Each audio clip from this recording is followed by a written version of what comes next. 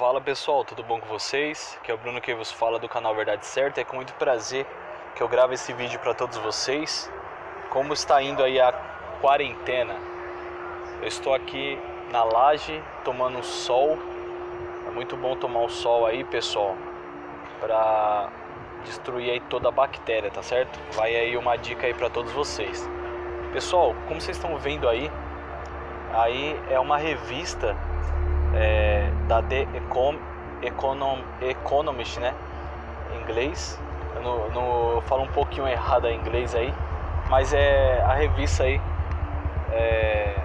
dos Estados Unidos, Illuminati, que diz aí do ano 2021, que está escrito da seguinte forma: o ano do colapso, né? E ali mostra a Fênix ressurgindo das cinzas, né? E uma nova moeda. Já faz muito tempo que eles queriam fazer isso, implementar uma nova ordem mundial, e eu quero mostrar biblicamente que o que eles querem fazer não está mais relacionado ao que está escrito em Daniel, tá? Você vai entender a priori o que eu quero dizer. Então vamos lá, abre as suas Bíblias no livro de Daniel, capítulo 7, que diz da seguinte forma: a visão dos 4 animais simbólicos. No primeiro ano de Belsazar, rei de Babilônia, teve Daniel na sua cama um sonho e visões de sua cabeça, e escreveu logo o sonho e relatou a suma das coisas. Falou Daniel e disse: eu estava olhando na minha visão da noite, e eis que os 4 ventos do céu combatiam no mar grande, e 4 animais grandes, diferentes um dos outros, subiam do mar. O primeiro era como leão e tinha asas de águia. Eu olhei até que foram arrancadas as asas e foi levantado da terra e posto em pé como um homem, e foi-lhe dado um coração de homem. Esse primeiro animal, pessoal, simboliza aí Babilônia, tá certo? Nabucodonosor.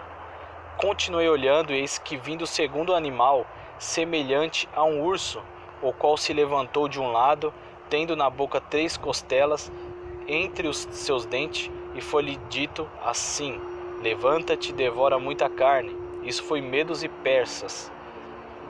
Depois disso eu continuei olhando, e eis aqui outro, semelhante ao leopardo, e tinha 4 asas de ave nas suas costas. Tinha também este animal 4 cabeças, e foi-lhe dado domínio. Isso aqui foi o reinado da Grécia. Depois disso, eu continuava olhando nas visões da noite, e eis que o 4º animal, terrível e espantoso, e muito forte, ao qual tinha dentes grandes de ferro, e ele devorava e fazia em pedaços e pisava aos pés o que sobejava, era diferente de todos os animais que apareceram diante dele, e tinha 10 pontas. Esse daqui era Roma oriental e Roma ocidental. As 10 pontas significam os 10 reis, né, que foi Calígula, Adriano, Nero, né? Eu não tenho aqui todos os nomes dos reis da época, mas esse eram os reis que imperavam no tempo de Roma. Estando eu considerando as pontas, que entre elas subiu outra ponta pequena, diante da qual 3 das pontas primeiras foram arrancadas. E eis que nesta ponta havia olhos como olhos de homem, e uma boca que falava grandiosamente. Isso aconteceu tudo no tempo de Roma, tá, pessoal? No meado dos anos 66, o anticristo, ele se origina aí para destruir o poder do povo santo, espalhar o povo de Israel nos 4 cantos da terra, e para destruir o templo, que era o templo de Deus, tá?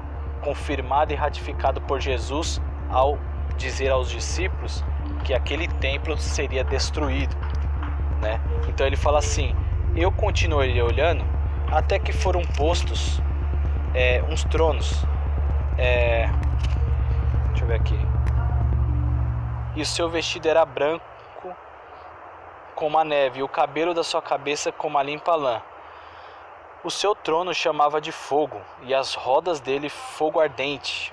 Um rio de fogo manava e saía diante dele. Milhares e milhares o serviam, e milhões de milhões estavam diante dele. Assentou-se o juiz e abriram os seus livros.